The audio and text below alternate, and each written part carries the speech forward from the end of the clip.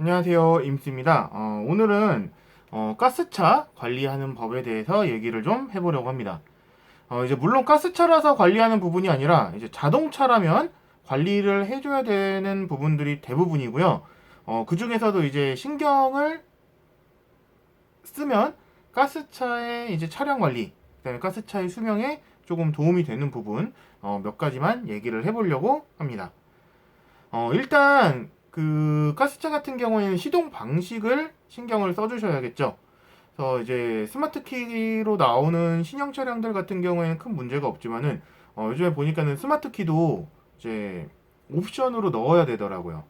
그래서 이제 키를 선택을 하는 경우들도 있는데 키를 돌려서 시동을 거는 방식의 가스차를 타실 때에는 반시동 걸어서 계기판에 LPI 버튼이 사라지고 그 다음에 시동을 완전히 거는 거 요것만 지켜주시면 됩니다.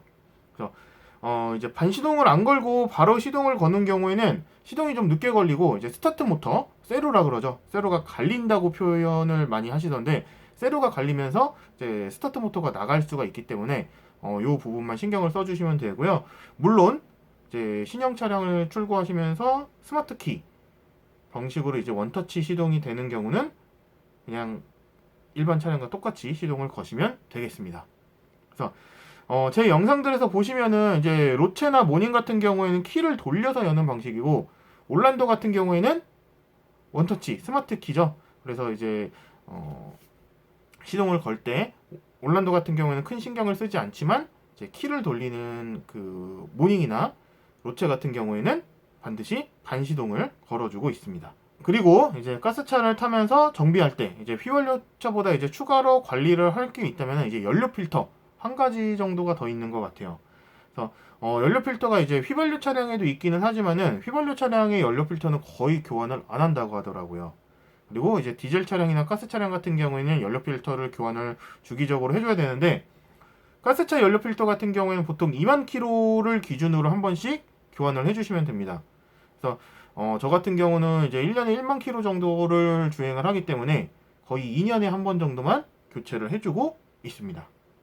그래서 가스차 같은 경우에는 이 연료 필터 교체 시기가 지나버리면은 연비도 좀 떨어지고 가스 충전을 할 때, 주유를 할 때도 속도가 좀 낮아지기 때문에 꼭 체크를 해주시는 게 좋겠습니다. 그리고 이제 요거는 이제 자동차 전문 사이트인 보배드림 쪽에 올라와가지고 많은 분들이 이제 공감을 했던 내용인데 많은 분들이 보셨을 수도 있을 거예요. 그래서 현기차 고장 없이 오래 타는 사람들 특징.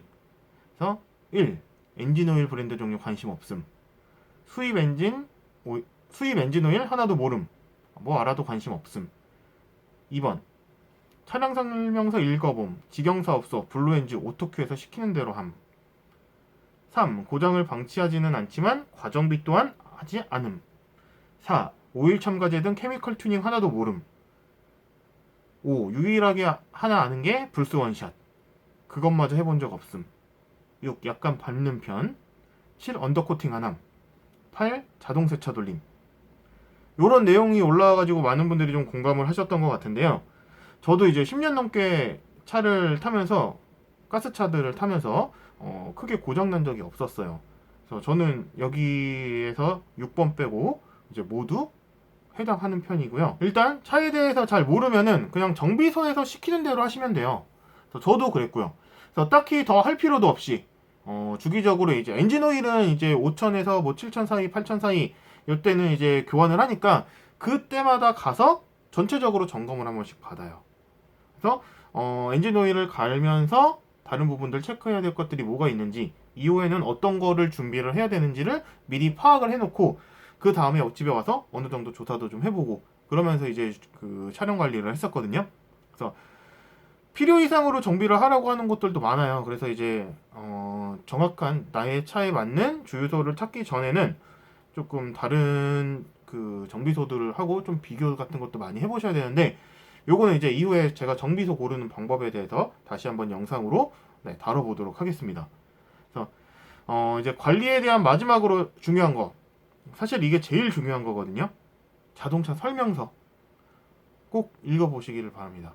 사실 막 10만원짜리 20만원짜리 가전기구 같은 거 사면서 한 번쯤은 설명서를 읽어보시잖아요. 근데 몇 천만 원짜리 차를 사고 나서 이 자동차 설명서를 한 번도 안 보시는 분들이 많으시더라고요. 근데 이제 남자들 같은 경우에는 이거를 보면 약간 하수 느낌이 난다? 뭐 이런 생각을 하시는 것 같아요. 근데 몰래 보면 되잖아요. 안 본 척 하시면 되잖아요.